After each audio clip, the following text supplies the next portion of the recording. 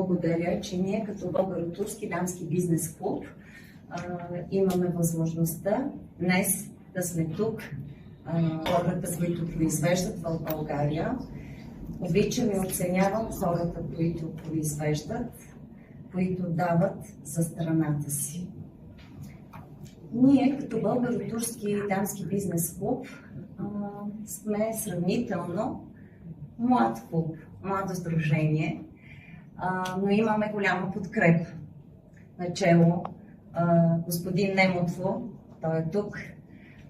Партнираме си от създаването ни още. Подкрепата им е била винаги много голяма към нас, както и всичките български и турски институции. Начало с посолства, с консулства, с министерства. Като Българо-турски дамски бизнес клуб, тук сме жените.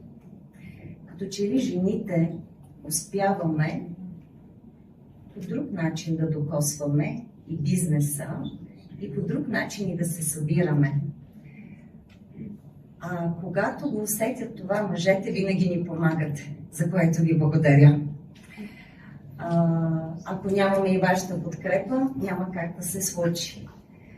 Освен, че ние обикаляме, например, България и в малките градчета, за да можем да стигнем и до жените, които са в малките градчета, да можем да ги вдъхновим, да можем всички институции да отидат с нас при тях и да им покажат какви възможности има, които са им предоставени,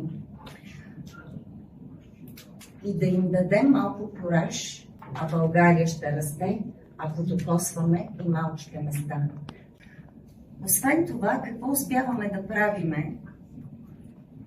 Ние раждаме и така украсяваме и света и обичаме и да си помагаме. Не работим само за бизнеса, обичаме да работиме и за благотворителност.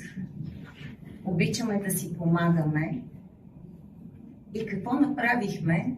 Кадри от нашите бизнес форуми из страната, Търговище, Разград, Бургас, Варна, Шумен, където винаги имаме голямата подкрепа на Бултишат в лицето на господин Бурхан Немотво. Срещу нас в момента стои един нов проект, с който сме се захванали, заедно срещу домашното насилие. Имаме подписан меморандум с Университета по технологии и пощи, с професор Темелкова, които разработват едно приложение, където всяка една жена може да се регистрира с всичките нейни данни и да позволява да има локация и достъп до нея.